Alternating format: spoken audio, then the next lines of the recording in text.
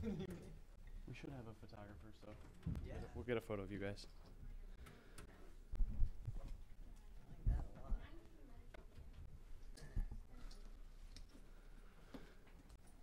Okay, good afternoon. Welcome to the New America Foundation. My name is Samuel Sheridan. I'm a policy analyst here in the Economic Growth Program and the American Strategy Program. We're here today to talk about friend, foe, or fallacy, how to think about China's rise. This is, without question, maybe one of the most critical issues that we're going to face in foreign policy in the next couple decades, and I want to welcome all of you guys here to talk about it with us. And we have, I think, two of the best people here to talk about it, Eli Ratner and Stephen Weber. But before I do their introductions and kind of we move on to the program, I wanted to set the stage a little bit for this paper that's available out there in the lobby. I spent quite a few years in China, maybe 4 years in China, and I always had a feeling when I was there that the United States diplomatic community wasn't quite engaging with China on an honest level, that there were issues that were discussed, but they were kind of glossed over, that we tried to put a positive light on an issue that was actually an area of competition or contention. At the same time, there were issues that I thought were very important that were glossed over entirely, that were almost ignored. And I think a lot of people who spend time in China feel that way. And I think this also is somewhat a disservice to U.S. diplomacy, not just with U.S. negotiating positions vis-a-vis China, but it also, I think, is a misread of Chinese culture and kind of Chinese interpretations of the United States and Sino-U.S. relations.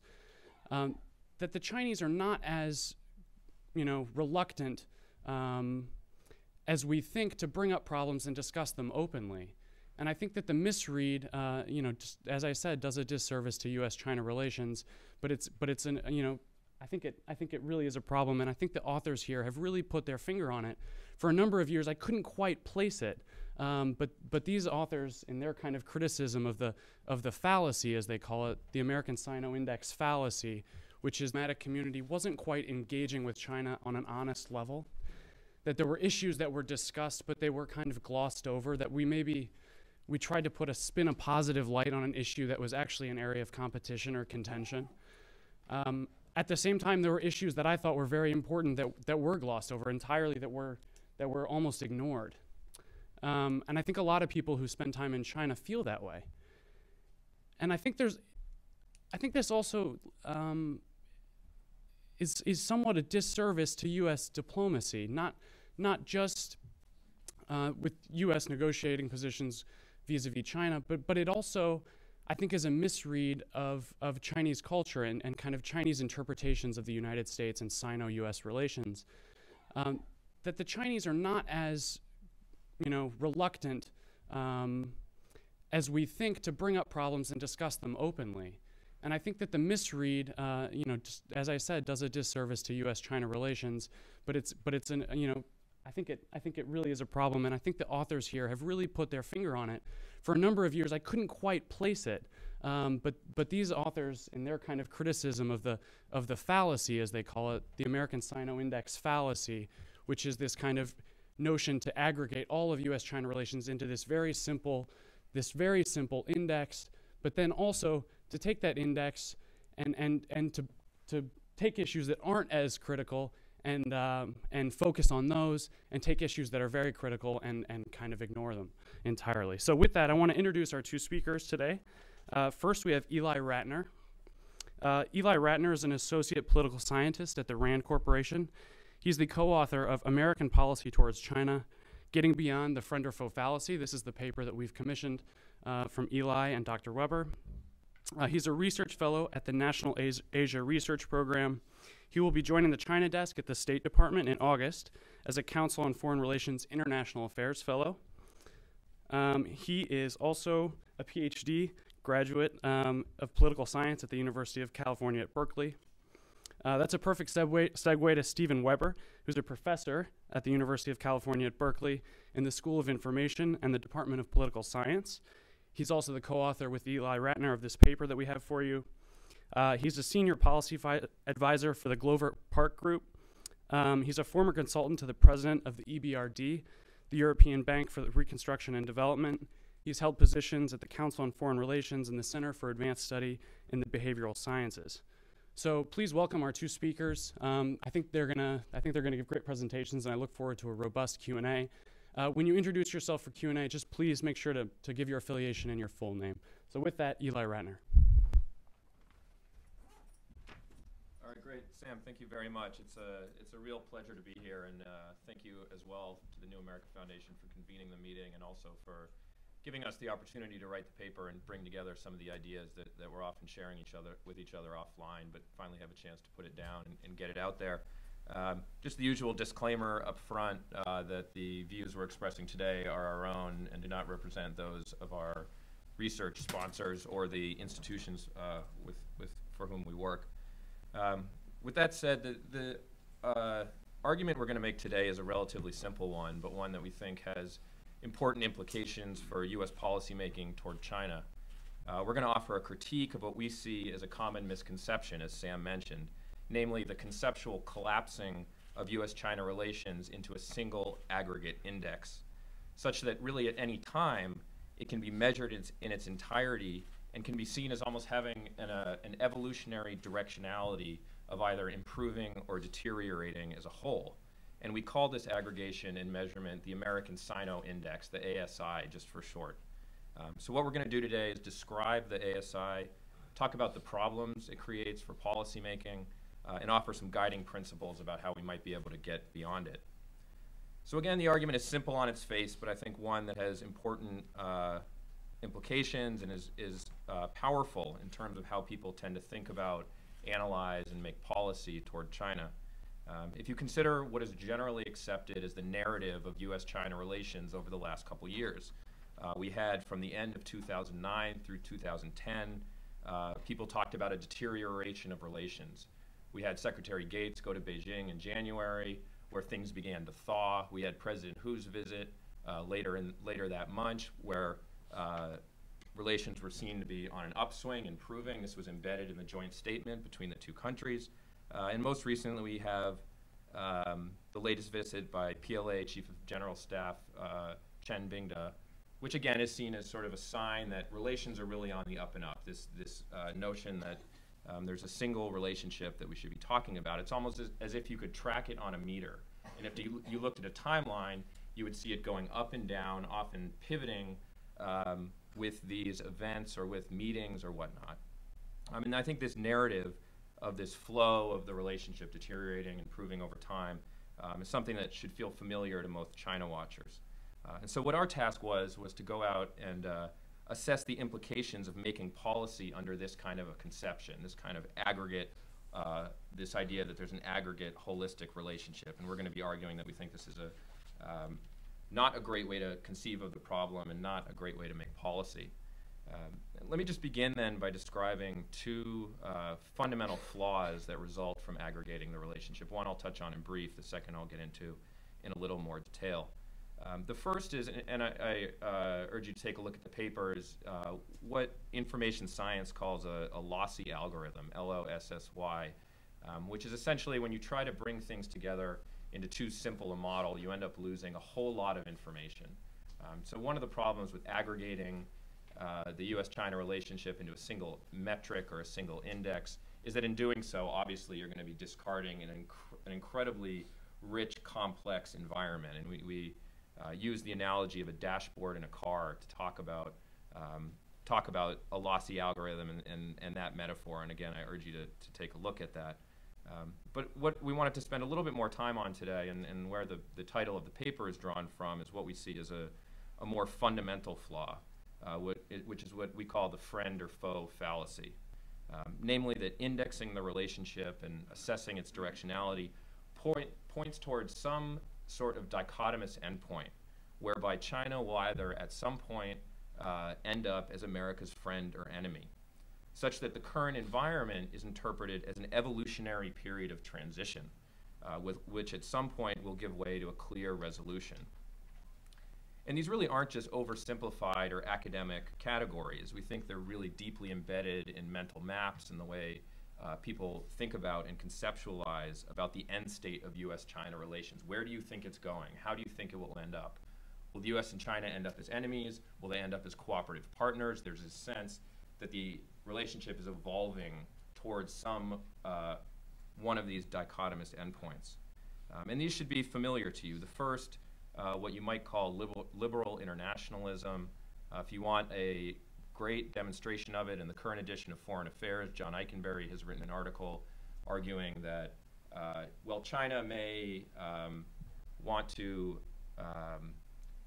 alter the international system in small ways. What they really want is a seat at the table. And there will be disputes on the margin, but at the end of the day, the rise of China will be, for political, economic, and military reasons, will be a process of integration. It may take some growing pains, but at the end of the day, the U.S.-China relationship will end up relatively cooperative, and China will end up looking like the kind of great powers we've been used to over the last 20 years. The alternative mental map that some people call power transition posits a different end state, one of conflict and constant dispute.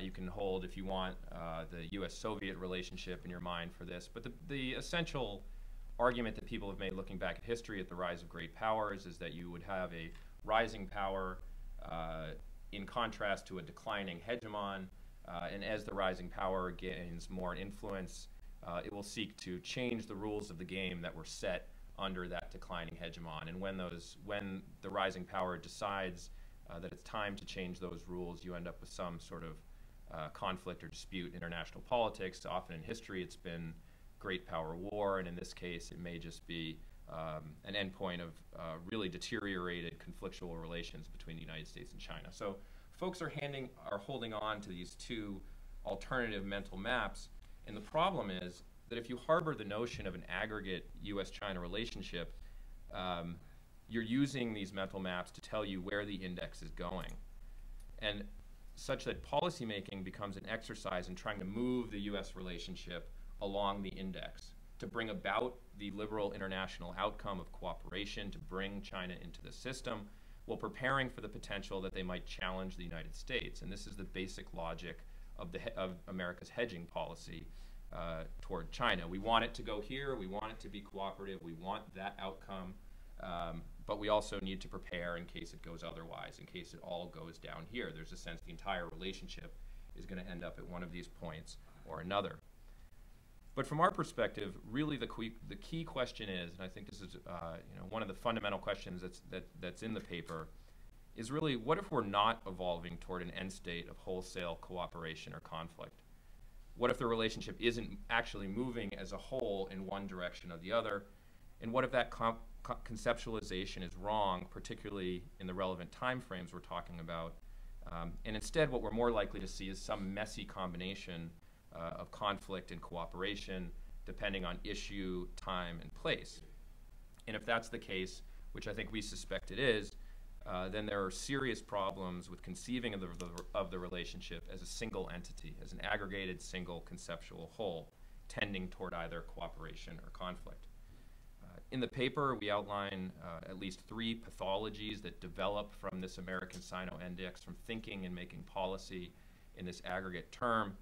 I'll take the first of these and then pass off to Steve to do the next 2 and offer some guiding principles. So the first pathology that results from thinking in these aggregate terms is it creates a strong desire to cooperate for cooperation's sake. And the corollary of that, the need to avoid real disputes at all costs, some of what Sam was just referencing.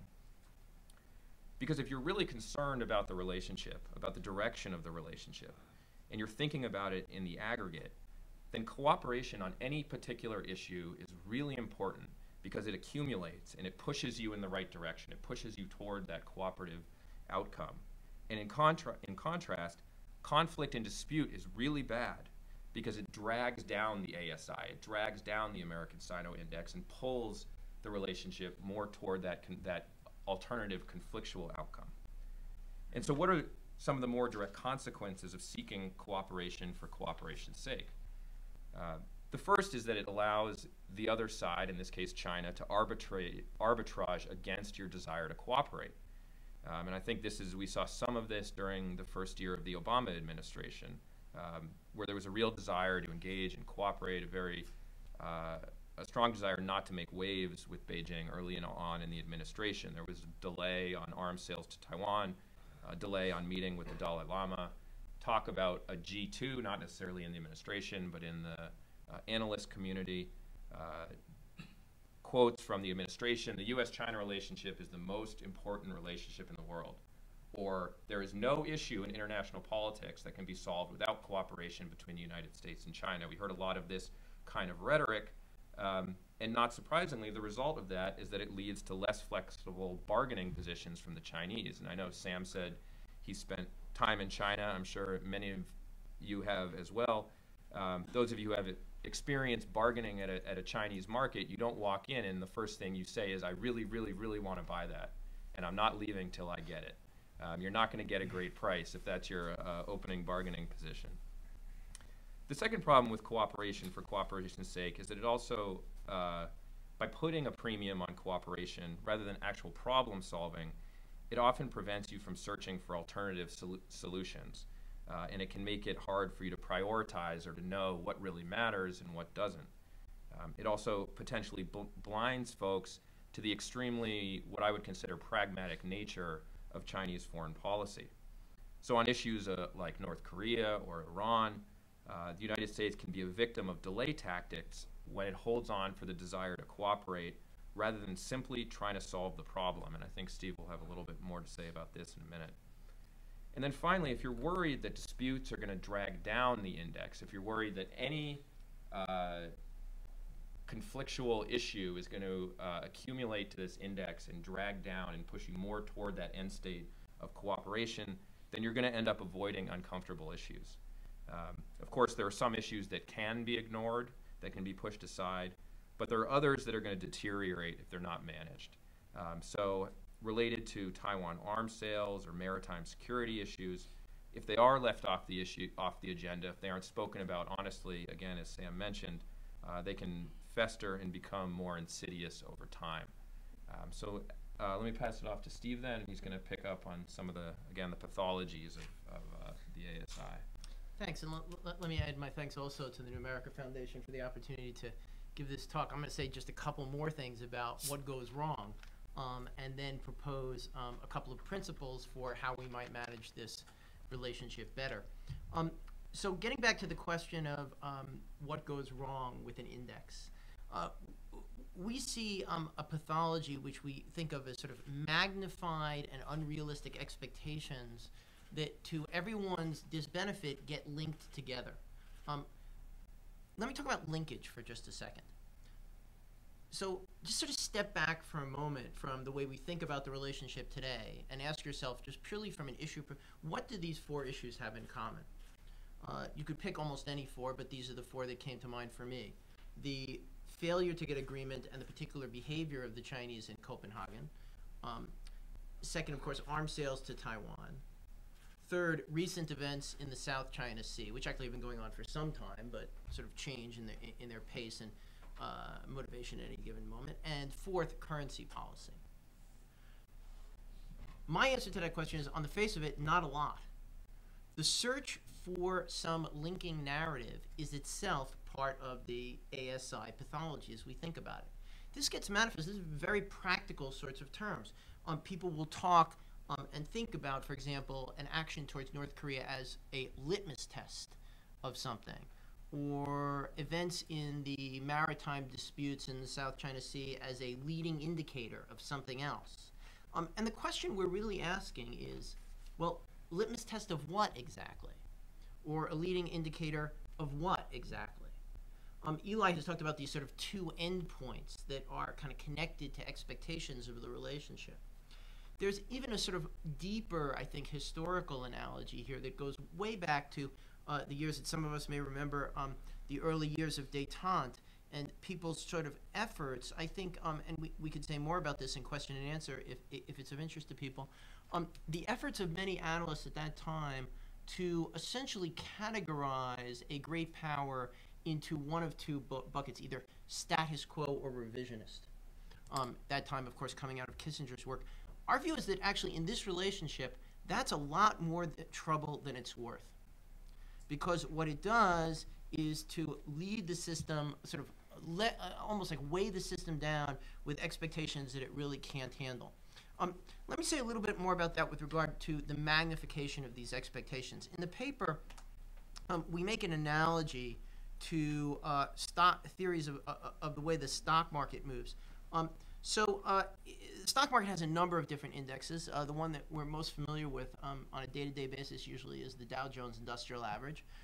It's actually not a very good indicator, interestingly, of how the broader stock market moves. People who know this work tend to pay attention to the S&P 500.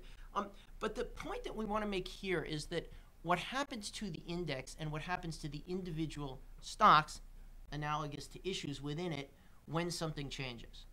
So periodically, of course, there is a decision made to drop some stocks from the Dow Jones Industrial Average and add others. Reflects changes in people's perceptions of what are the 30 most important companies in the economy. And for example, in 2008, I think maybe 5 companies were dropped and 5 new companies were added to the Dow Jones Industrial Average. Well, here's what happens. When a new stock is added to the index, that information prior to the announcement is held very secret. Those who know about it can make a lot of money. And the reason they can make a lot of money is because when a new stock is added to the index, the price of the stock goes up by function of its addition to the index. Now, there are a bunch of different reasons for that. Part is just psychology. People pay more attention to it. If it's in the index, it must be more important. Part of it is institutional. There are, of course, mutual funds and other portfolios that simply have to hold stocks that exist in any particular index, so you get more demand. But the point is, it's the index that's driving the change in the value, not the thing itself, right? The underlying value of that stock hasn't actually changed. The inclusion of it in the index is causing a change in its value. And we think this is actually an interesting and sort of cautionary analogy for things that happen in the Sino-American relationship. When particular issues are brought into this kind of core sort of center set of concerns that form part of the index, suddenly by virtue of that, they have become more important. I'll give you an example. Think of the controversy that erupted last year, and actually still continues, as these things often do, because the Chinese go back and forth on whether or not they're really implementing or not implementing, whether they've reversed course or not reversed course, on what's often referred to as the indigenous innovation agenda that the Chinese put out last year. So here's the question that people ask about that. Is this part of a grand strategy or not? Take the controversy over Chinese subsidies for windmill production, which have become essentially export production, or export subsidies as well here in the United States. So one day, or in some people's minds, this is really a kind of a valuable innovation and massive investment in green technology, which has the potential to reduce carbon emissions both in China and other parts of the world to which these windmills are exported. The next day, it can be seen as a predatory industrial policy, which is meant to drive out producers inside the United States, who in this case have a higher cost structure, but may also be making slightly more sophisticated windmills. Actually, the point is it's both. And the index kind of confuses that and causes an effort to sort of draw conclusions from a piece of behavior, a piece of policy, which the actual behavior probably doesn't warrant.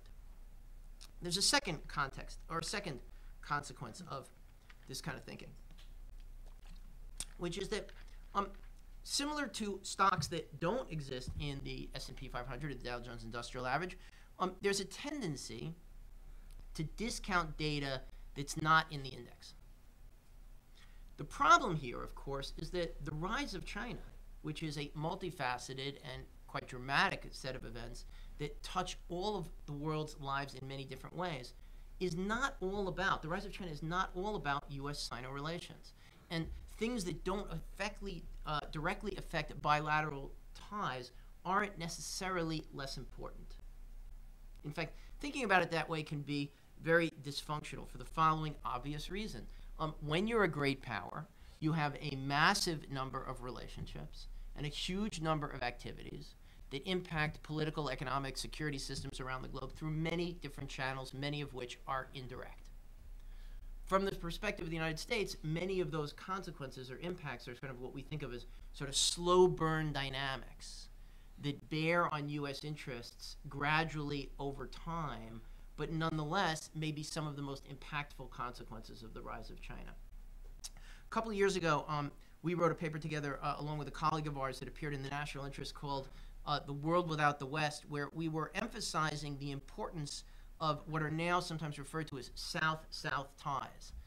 Forget the map, because many of them move past, the equator. But what we were asking ourselves the question is, so if you sort of took the sets of relationships that are most important to the United States and simply covered them up and looked at all the other relationships that exist in the world, what would you see?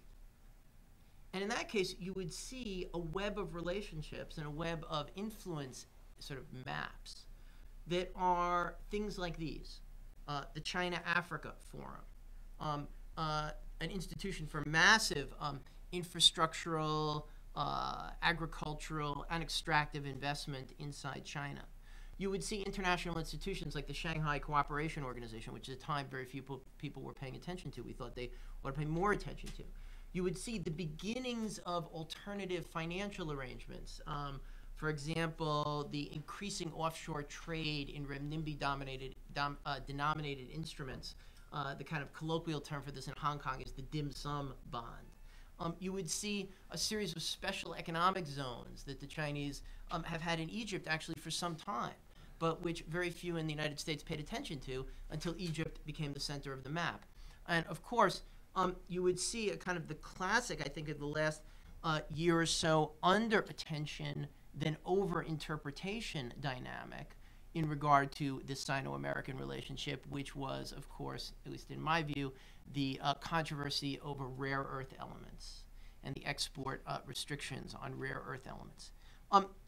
We can say more about this when we get to discussion in just a couple of minutes, but I want to make a hint here.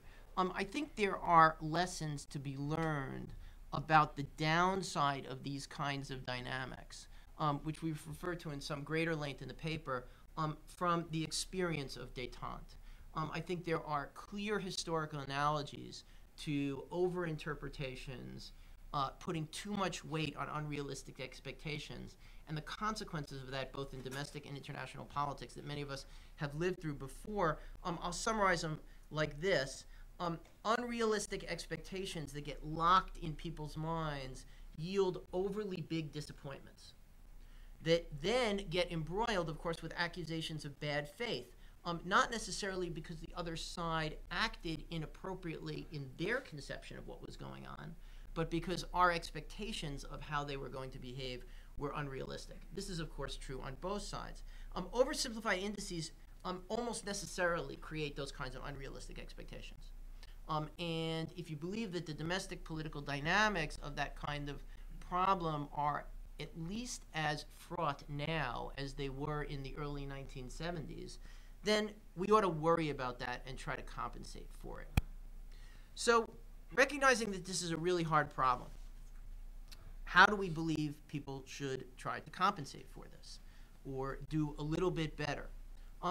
This is not easy. And in the paper, we talk a bit about the very real and defensible reasons why the media, politicians, analysts, think tanks, academics, et cetera, just about everybody who's speaking to these issues these days, have an attraction to simple conceptual schemes that put a label on things, that give you a up arrow or a down arrow that you can measure over time.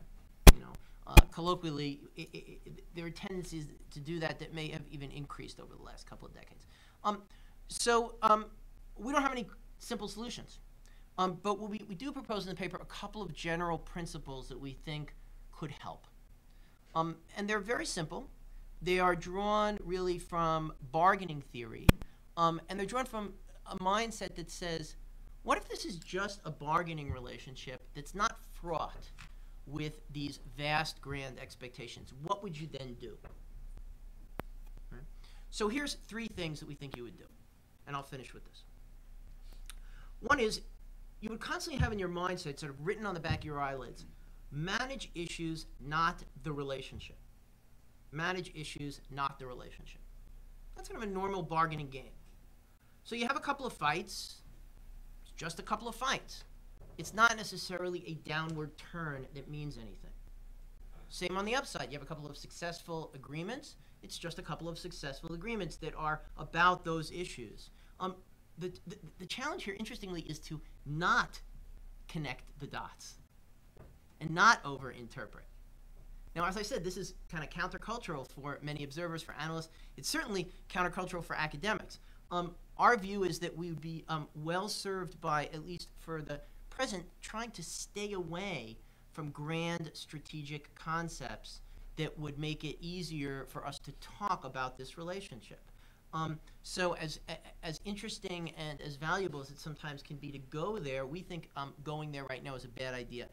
Nothing like responsible stakeholder or strategic reassurance or even peer competitor. We think these terms sort of get in the way. An analogy from part of the world where I live, look, Google and Apple have, as two companies that exist in a kind of similarly complicated relationship, they've given up trying to define their relationship. They just bargain over each individual issue. Patent fight, product competition, policy initiative. They bargain over each one of these individually and have given up trying to define any kind of relationship. We think that's probably actually a very healthy thing and a lesson to be learned for this one. Second, general principle. It's good to create leverage in bargaining relationships. Now, the willingness or the expressed willingness to walk away from the relationship entirely is too high of a bar. It's not a credible piece of leverage. You got to look for sort of more limited. So one way to do this, again, if you don't worry about the relationship per se, but only an issue, is to demonstrate the willingness and ability to proceed on an issue, on what matters to you, without the other side's help. Just to do it, right? And then ask someone else, what they're going to do in response. So here's a good example. Response to North Korea in 2010, which we talk about in the paper. After the Cheonan incident and the shelling of the island, which I can't pronounce, so I won't try because I'll get it wrong. The first reaction of the administration is to call on China for help, cooperation, and assistance. We need your help. The second reaction is a better reaction in our view. And it's something like this. Look, if you're not going to do anything about this, then we will. And, the things that we will do may not actually be to your liking. Right? We think this is actually a very good approach. It shifts the initiative around, for one thing. Second, it shows that the U.S. can, when it needs to, root around China and get done when it needs to get done. And it appears to have, to some extent, driven the Chinese to actions that we actually wanted. The lesson from this is sometimes being willing and able to forego cooperation can actually help foster it. That's a very simple analogy from bargaining theory. I'll give you how I would think about applying this to the currency issue. We spend an awful lot of time these days trying to convince the Chinese or the People's Bank of China or whoever else we might think is the right target of the persuasion, that it is in the Chinese interest to manage issues around their currency in ways that would suit our interests. Whether or not that's right or wrong from an abstract conceptual economics perspective is not the point I want to take on. The point I want to take on is that I think the question ought to be asked differently. The question we ought to be asking ourselves as a starting point is, what if the Chinese never agree? What would we do then? Right? What would it look like today to plot a course to taking care of managing the current account deficit and repairing U.S. public and private debt in a world where we got absolutely no assistance or cooperation from China? Not adversarial action, just no assistance or cooperation. Right? I think that's the right question to ask. That would lead us to a better place. Final point, and we'll stop. Going back to the issues of the question of issue linkage. 30 third general principle of bargaining in this relationship is choose your issue linkages very, very carefully.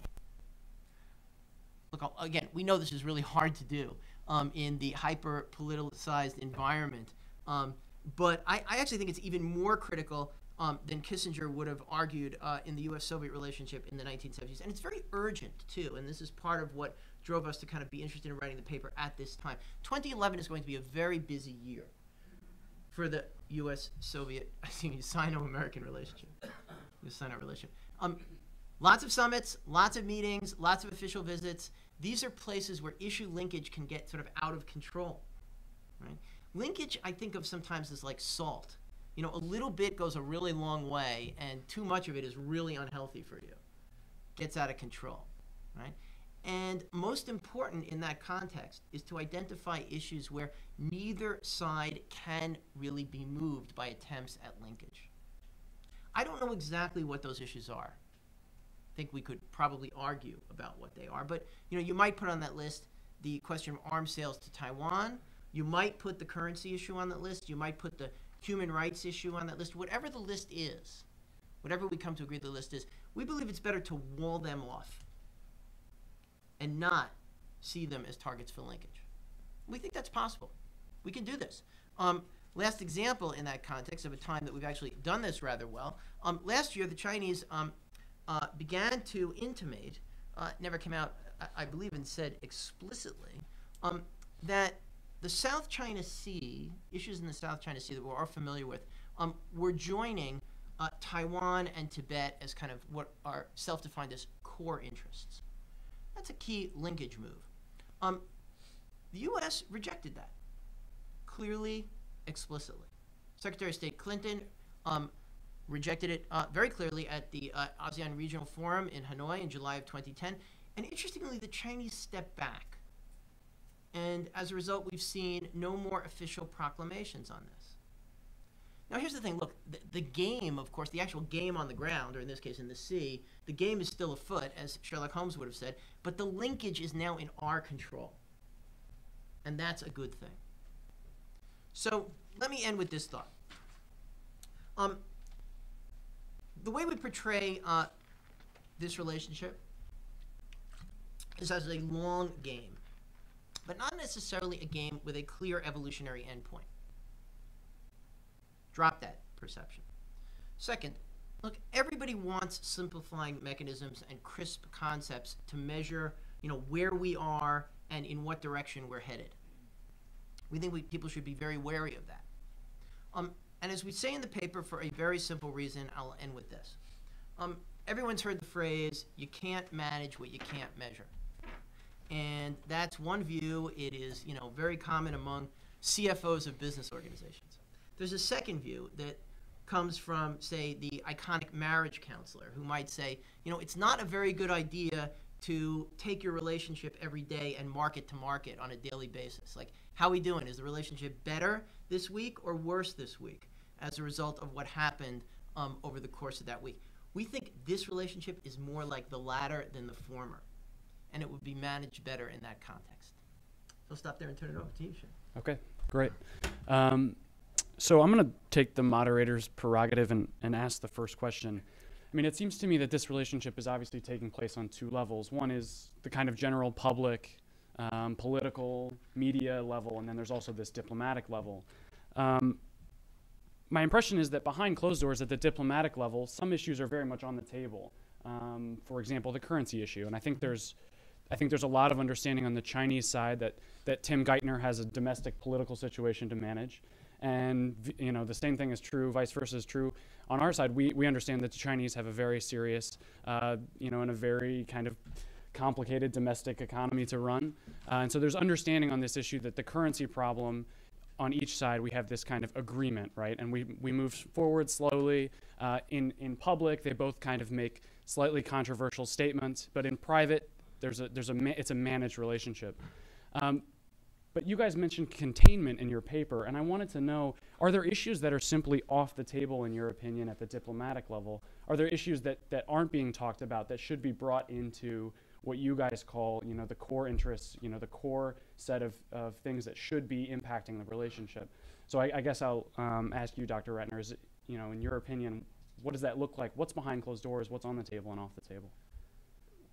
Right. So I think there's sort of different layers to that. I mean, certainly, and I'm going to speak to the security realm because that's the area that I work in. And in terms of what's the nature of the debate that you may not be reading in the newspapers, I think there are a couple things that could be said about that. The first is that there are mechanisms that have been set up, track 2 meetings where you have academics or analysts from the American side meeting with academics and analysts from the Chinese side, track 2 dialogues, track 1.5 dialogues where there will be official representation in those meetings. There is actually a decent amount of those kinds of events going on. I'll be attending one in a couple weeks in Beijing, and they do offer the opportunity to talk about difficult issues like, at least in the security domain, space, cyber, strategic issues, the types of issues that have been very difficult to talk about publicly. There have been also, in conjunction with the strategic and economic dialogue this last round, an effort to stand up a more formal security dialogue, official dialogue between the countries. And I think that's still in its nascent stages, but we're likely to see some developments from there. That said, a lot of these conversations are very rudimentary, so they're not nearly at the level that they need to be to actually address and resolve some of these issues. You spend time, for instance, if you're talking about strategic issues, the definition of deterrence or the definition of strategic stability. We're starting at a very simple level as compared to where we were with the Soviet Union in the latter stages of the Cold War, where we were adversaries. At the same time, we had a deep official relationship, on a deep understanding on some of these issues. A couple more points in that regard. I mean, I think, yes, these conversations can happen behind closed doors, but they can also happen publicly. And I think one of the things that, related to Sam's opening remarks, but one of the things that the Obama administration has done effectively over the last couple of years is being firm and taking a stand on issues that are important to the United States, like the South China Sea, like human rights. And I don't think that has led to a deterioration of relations. I think what we're finding out is that a strong United States is good for China, and it's good for the region. It's not. I don't think this is a zero-sum game where if the United States starts engaging on these issues, there has to be a winner or a loser, which is really one of the points of our paper. And just the last point I'll make in this regard is that this isn't just a U.S. Problem. That there's certainly a need for the Chinese side to be more honest and to be willing to engage on difficult issues. So the nature of the military-to-military relationship and the fact that it isn't more developed is almost inarguably the result of the Chinese being, first of all, trying to punish the United States for selling arms to Taiwan and cutting off those relations, but also being extremely unwilling to talk about those issues because some think they may demonstrate weakness or they raise issues of conflict and threat that Chinese strategists can be relatively uncomfortable about. So I think as we as American analysts make an effort to talk about these issues more honestly and more openly, I think we're going to need interlocutors on the other side as well. Okay, great. Right here in the aisle. Nicholas Berry. Wait for the microphone and thank you. Thanks. Mm-hmm. Nicholas Berry, Foreign Policy Forum. I think you're dead on correct by saying that you ought to manage issues, not relationships. But doesn't that leave something out? My experience with the Chinese is that they have an overall concept of their foreign policy, and it bears striking resemblance to U.S. policy at the turn of the 20th century, minus the militarism. Taft and Knox called it dollar diplomacy. We can call it yuan diplomacy. I have a paper there for you on the table. And isn't this important that when we frame Chinese issues, that we understand where they're coming from and their overall concept? So it's not only managing issues, but it's understanding their policy and responding to it. Well, listen, I can't disagree with the idea that understanding a set of objectives is a critical component of demonstrating, foreign policy acuity in this setting. And it's, to the extent that you believe that this is the most important bilateral relationship in the world, then we ought to be spending a lot of time and attention trying to more deeply understand China's objectives. But to the extent that that effort is going to be helpful in managing issues, not the relationship, we think actually, this phrase, I haven't read the document, but this phrase yuan diplomacy is actually an important one. It's easier to understand, and it's more likely to be precisely correct to pay attention to objectives with regard to specific issues than to necessarily try to see some overall concept which may or may not be present. And if it is present, we're just as likely at this point to get it wrong as we are to get it right. The balance of risks there is probably greater than the balance of benefits. So, of course, we're going to try to understand the objectives. I think trying to fit them into an overall strategic concept which exists at a grand strategic level is to make the mistake that, we've seen great powers make throughout history, which is to over-interpret and ascribe to adversaries a great deal more strategic coherence than they actually have. Many of us, when we look in the mirror, we say, well, we know that doesn't exist really in Washington, but we ought to sort of look outward and recognize that the same is true elsewhere. It's a mistake that great powers have made again and again and again.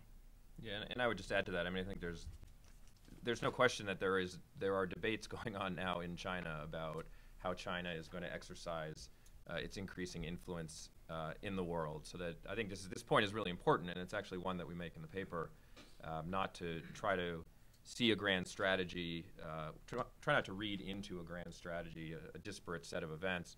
And I think if you were to ask analysts and academics and strategists in China, they would tell you that there's a lively debate going on right now, and the notion that there has been consensus that has been arrived at of a clear grand strategy would surprise a lot of people in this town anyway, and probably in Beijing as well.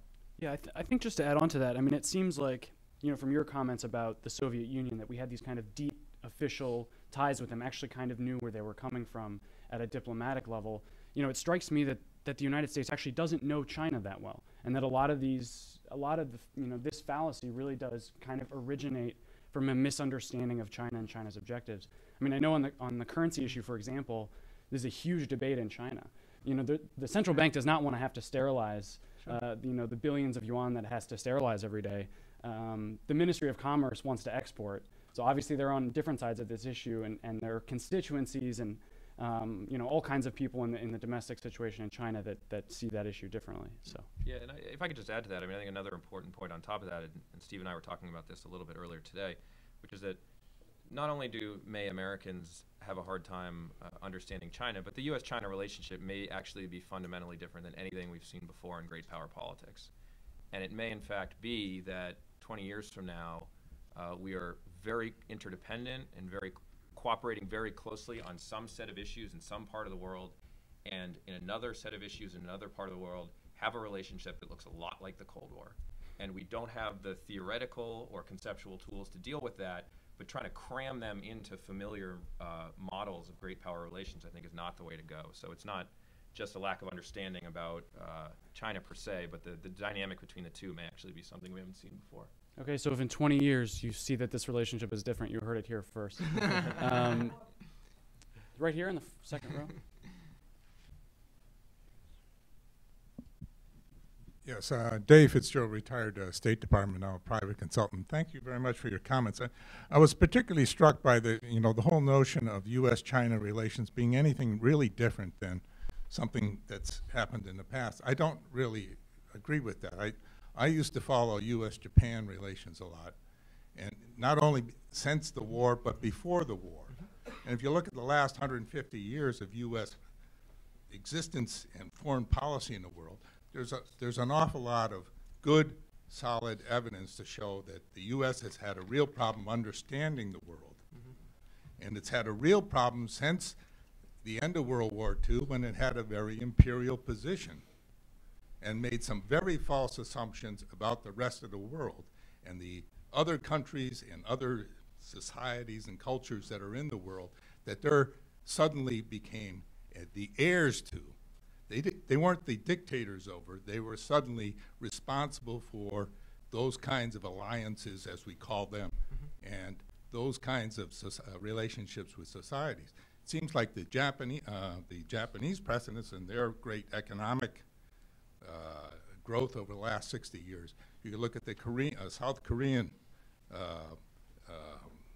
evolution and their great economic development and their desires to play a more effective role in the world are great examples of our problem with China. And we still do not accept China. We're still, part of our politics is still following this Confederate group that are off on the island of Taiwan talking about a different type of China. And we're tied into that in some ways, instead of recognizing the realities of China. Don't disagree. I would just maybe reinforce one aspect of what you said. You know, the kind of the core expertise of an analyst, a educated observer, is to pattern match, and that's a very seductive thing to do. And we look for it because that's what we know how to do. I agree. I think with particularly strongly with part of what you said, which is to say the desire to pattern match too quickly sometimes can prevent you from seeing what's really there. And if there's one message we're taking, I think taking home from this paper would be step back a little bit and just look at what's there. And we believe it's much, much easier to do that on an issue by issue basis than it is in some aggregated concept. Just to kind of throw one more point on top of that, it's an irony, but I think an interesting one that's worth calling out in a world where the amount of information that is available to us about countries that really are different, with different cultures and different histories and so on and so forth. 100 years ago, it wasn't so easy for anyone who wanted to read Chinese history or Japanese history to have access to whatever they wanted in that regard. Now we do. The information is much more available. It's actually ironically made us seek simplifying concepts more aggressively. And I'm sure we've all experienced that in lots of different aspects of our analytic lives. That's something we need to push back against a little bit. My name is Jeremy Strozer. I'm working from Dynamis, a small professional services firm that works for the Office of the Secretary of Defense doing long-term strategic planning, particularly in East Asia. And I'm a former INR analyst on Chinese foreign policy. So I'm particularly interested in, when you go to the State Department, how are you going to take the suggestions that you have here and try to influence how the United States actually does conduct its foreign policy with China? Ask him in a month. Yeah, well, I'm obviously going to choose my words carefully on this. I'm thrilled with the opportunity because I think it's going to allow me to connect what we have as a set of ideas to a much more grounded understanding of the day-to-day diplomatic interchange. And obviously, this is the U.S. China relationship within the government is an incredibly disparate, complicated process, and I look forward to learning more about that. I mean, I think at this point, part of the fellowship that I am going to be participating in is specifically for the purpose of analysts to better understand government processes. So it's not a great answer, but it's the truth that I'm looking forward to learn more so I can tie some of these conceptual issues closer to real policy issues. In the front, right here. This is sort of like a follow-up question. I'm Al Richmond, a former State Department, but I spent some time in academia. And I'm just sort of hypothesizing that you're going to find less search for simplifying measures in the policy community than you do in the academic community. Just your reaction to that. Undoubtedly true. Do you have any impressions so far? What you find? Well, I'm not starting for another couple months, but I think you're right, and I think that's one of the benefits of having the opportunity to move between the analyst community and the policy-making community. But I don't think that makes the conceptual issues sort of less important. It's just a matter of bringing them together with where they can add punch on the policy area. But I think if you looked at, if you read the paper, I think you'll see that there are concrete policy prescriptions in here that would come out of it, some of which the Obama administration has already taken. So there was, I think, a sense at the beginning of the administration that we want to start off on a good foot with the Chinese. We're going to make nice, and I think there was a decision made at some point that we need to take, it's okay to talk about hard issues, and I think we've seen them doing that since. So I agree with both of these comments, but I think there's room for the conceptual issues to make a difference in the policymaking space.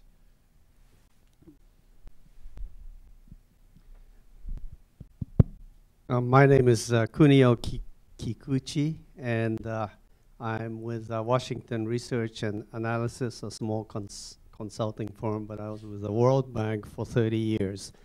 And you mentioned a couple of times the most important bilateral relationship, and I said, oh, here goes Japan and US, because that's the phrase that was most commonly used, as David might have mentioned, 10 to 15 years ago, and then we had Japan passing, and now you are referring to the relationship between China and US as the most important bilateral relationship. So Japan has been jilted, but they're not complaining. The more important issue is that Japan is still a large economic force.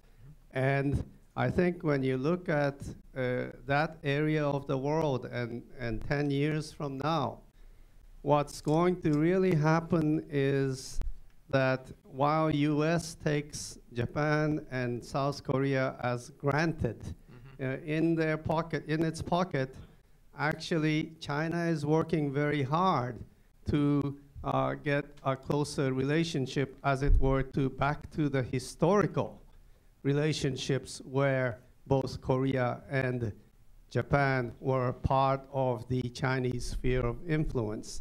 And I think we didn't pay much attention just to a month ago. Both the president of China, together with the president of Korea, visited the site of the earthquake and tsunami tragedy, and then had a meeting with the Japanese Prime Minister.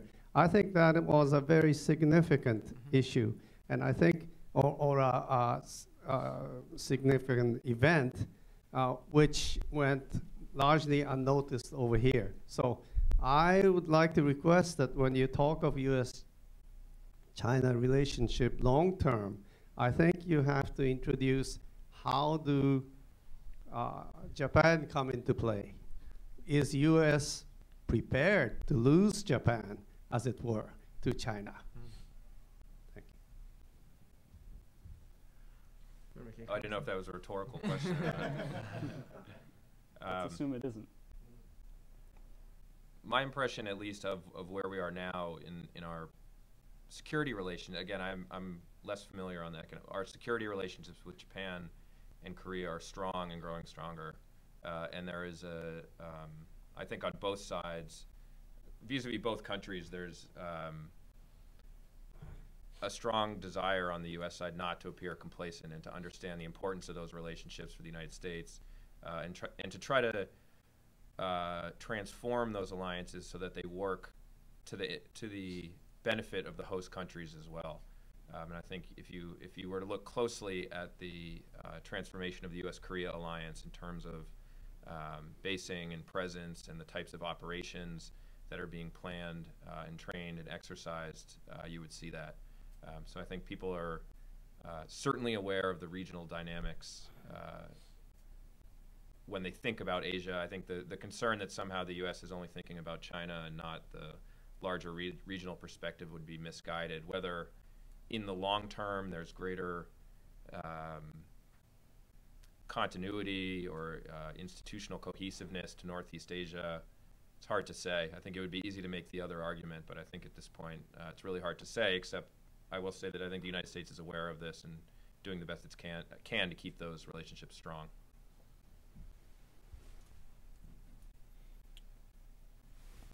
With a video camera. My name is Li Yang, independent TV producers. Based on the current situation, I think Americans have a policy toward foreign countries, especially like North Africa or Middle East. There's a mentality whether America treat them as inferior racist, and whether this mentality is toward China as well, because I think decades ago they had some kind of trade agreement, but suddenly the China stopped their import at the harbor. And now I'm thinking whether the human rights or labor situation, the U.S. really don't really have freedom, or they really don't really respect human rights, but they want China to respect the human rights. So my consideration is whether, in terms of comparative advantage, whether the labor is really considered in the Chinese policy as well as the U.S. policy. So in a comparative sense, what are the best export and import, both from the U.S. and from the Chinese point of view? Can you discuss that a little bit more? Maybe what's the best imports and exports from the U.S.? Like, what are the best facets of each country that we're sharing? Well, I would say, particularly with regard to the way we treat the issues around labor policy in countries with which we have broad trade relationships, and the Chinese do the same, but let's say broad trade and investment relationships in both cases. This is one of those issues that I think is actually quite important, as I take it you do, but doesn't typically rise to the level where it gets above the threshold that it would be essentially included in this index. Except when it emerges in particularly important sectors that for the moment, at any given time, become very critical and at that moment sort of do rise in importance. So for example, in the rare earth controversy, there was some discussion over the working conditions for Chinese laborers in mines, in sort of freelance small-scale mines in China. And we suddenly woke up to the idea that we had essentially shut down the capacity to mine rare earths here in the United States because the Chinese were producing them more cheaply. And oh yes, the Chinese were producing them more cheaply because they had unregulated mines and were exploiting labor in that setting. Simply to say that you've highlighted the importance of a big, broad issue about the productive and trade systems that both countries are running in very close connection with each other, which has a human rights component, which has a trade component, which has a pricing, export, import, dumping, et cetera, component.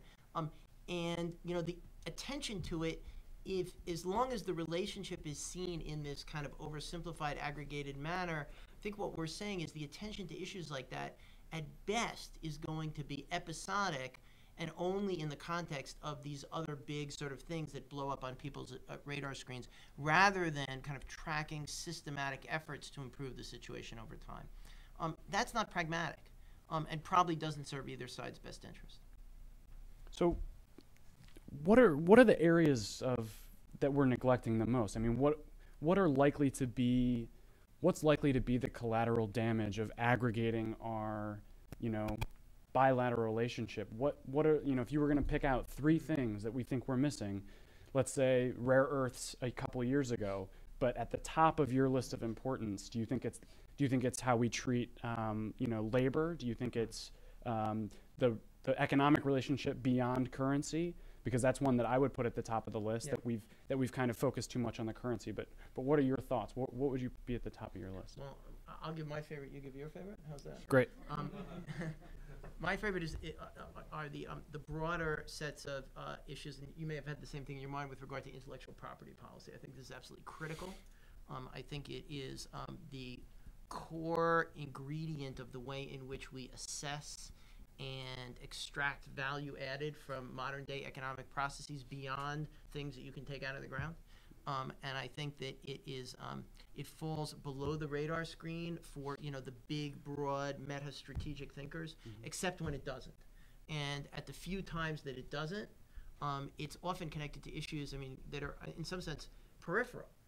It's when Steve Ballmer goes to China or makes a speech about China in which he says, wow, there's an awful lot of pirated copies of Windows.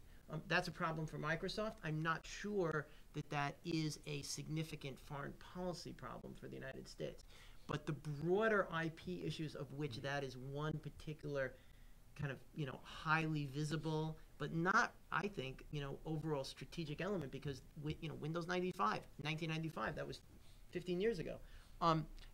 I think that issue needs to be brought to the table in a much more consistent and broader sense.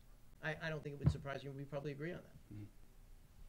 And I would just, mine may be a little bit more conceptual, but I think just on there needs to be, I guess we could cite a couple different issues, but more open discussions and real thinking on sort of an operational standpoint about the degrees to which the United States and China may confront each other in a security setting, even when neither is trying to threaten the other. So there's often a dialogue about, the United States is not trying to contain China.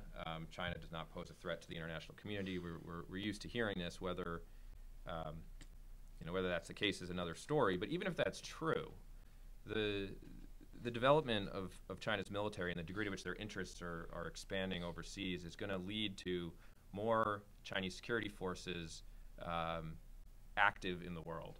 And one of the features of the U.S. military is that we're everywhere. And so I don't think we need to get away from thinking that if we're talking about managing dangerous environments, whether it's sea lanes or having to have security forces in similar countries or peacekeepers or stabilization forces, we have to get away from thinking that we need to manage these only if one side is actually actively trying to threaten the other, and think about the way that a more active China will require management between the two countries to avoid accidents and disputes and other contingencies. Mm-hmm. Great. Along the aisle. Thank you, Dong Huiyu with the China Press. We know the Congress is pushing a new arms sales to Taiwan. This morning in the House, there was a hearing about that, and particularly regarding the F-16 CD jets. If the United States sold the F-16 CD to Taiwan, I'm sure that China would make a very strong reaction to that. So could you please tell us a different solution to handle these thorny issues? Because this is the most sensitive issue in the bilateral relations in the past 30 years. Thank you. Well, let me just, the one comment I'll make on that, it's obviously a controversial issue that's being managed very carefully. I think the message from the U.S. side, and part of the reason for the new security component part of the strategic and economic dialogue, is that neither side can afford to have a severance of military relations between the two countries. So if China strongly objects to U.S. arms sales to Taiwan, they ought to find a different way to do it. Because cutting off military relations and really undermining the ability of the personal and institutional relationships that we're going to need to manage the military-to-military relations are incredibly important, and undermining those does not serve China's interests. So it's at least from the U.S. perspective, I think we're willing to be, whether it's husband and wife or brother and brother, we're willing to have arguments with each other, and this might be an issue which we're going to continue to argue over, and China can find ways to express its displeasure, and it has every right to do so. But I think the knee-jerk reaction of cutting off military relations is just a really, really bad way to do it. I know recently there are some American experts suggesting that maybe from the U.S. side, the United States should reconsider the strategic or the policy of selling arms to Taiwan. Maybe could reduce the qualities of the arms, and ask to compromise some, China to give some more cooperation in other most critical issues for the United States. Do you agree with that? Right before you start your State Department post. Let me answer that question. I think the implied argument in the paper, and I won't speak for Eli, but I speak for myself, is that that kind of issue linkage is probably not the most efficient way for the Chinese to get what they want on other issues. conversely, for the United States, for things that we care about, there's no guarantee, and it may not make sense for us to imagine that compromising on that issue is going to help us in any meaningful way to achieve things that we want to get on other issues. So I think my view is it's a separate issue, and in fact, they're all separate issues. And the linkage game is a very complicated one. It's best not to oversalt it. In the back in the white shirt. You're welcome. Kelly Curry from the Project 2049 Institute. Can you speak up, please? Sure. Kelly Curry from the Project 2049 Institute. Is that okay? I wanted to ask you how much the degree to which our different political systems and political values factored into your analysis in creating this idea that a more appropriate way of framing this relationship is as a bargaining relationship. And then further to that, if you could more specifically talk about how you would manage human rights issues from a bargaining relationship perspective. Thank you. Well, I can answer the first, if that would make sense. So I think the idea of managing a big, broad relationship in foreign policy or foreign affairs from a kind of discrete bargaining perspective is, I think, interestingly countercultural for the U.S. In many ways. And part of this is, I will say, to the extent that the academics have any influence in Washington at all, it's typically not a good influence. I think many of our expectations about the way in which big, broad relationships are managed have been weighted down, frankly, by academics' desire to create these kind of big, kind of strategic mindset things. And we're trying to push back against that. We think it's dysfunctional. We think it's a little bit countercultural for the United States. The presumption, I think, is that it's actually might be a bit more amenable for the way the Chinese system at least seems to manage its relationship with the rest of the world. The one thing we know for sure, as the Chinese should know for sure about us, is that neither side really deeply understands the way domestic politics and domestic institutions on either side work. In fact, we don't even understand our own domestic system terribly well because you can't see the whole thing enough to really understand the kind of outputs it's going to produce versus the kind of inputs it gets. So to kind of sum that up, I think the bargaining perspective is appropriately modest about how much either side can know about those domestic constraints on the other side. Yeah, and I would just add to that. I mean, I think there's a temptation at times to see on the American political system as this big, messy, complicated bureaucracy, and the Chinese have this consolidated one-party state that's nimble and can do exactly what it wants. I mean, I think if that was ever the case, who knows? It's certainly not the case now on the Chinese side. For those who are interested in this, I would point you towards a SIPRI, Stockholm International Peace Research Institute report that came out last year on sort of the proliferation of actors in Chinese foreign policy and the degree to which there's sort of a multitude of types of actors, multitude of interests, and that may in fact lend itself to the kind of relationship we're talking about today. In the back. Hi, Mona Fang, undergrad at UC Berkeley. So I just have a question about, in the past few decades, there's been some growing movement towards regionalism in the continent. And I know a lot of countries, China especially, would like to see that continue as a trend. What does the U.S. feel towards this growing trend? And do they support this? Do they feel it's a threat that, threatens to cut them off from the negotiation processes going on in the country? Could you maybe speak about that a little bit? I could take a crack. I mean, first of all, neither of us speak for the U.S. government. And beware of Berkeley undergrads; they're very smart, so they ask tough questions. So that's a complicated issue. There's lots of different. I mean, if you're talking about the continent, if you were to talk about, multilateral relations and institutional development within Northeast Asia, Central Asia, and Southeast Asia, you'd be talking about very different structures, very different relationships with very different problems. I think we have seen the Obama administration, Kurt Campbell, Secretary Clinton, and others making clear that the United States considers itself a Pacific power, and that we, as part of that our hope and expectation is that the United States is involved in economic and security institutions that are developing, and I think that's been, you know, the high level that the Obama administration has been sending officials to various multilateral fora in Asia, I think, is a signal of that. So certainly the United States does not, or this administration does not seem to want to prevent those institutions from developing. I think we'd like to see that over time and would like to be a part of it as well. Just a non-official additional view. Institutions that don't involve the United States are not necessarily in and of themselves a bad thing. Depends on what they do.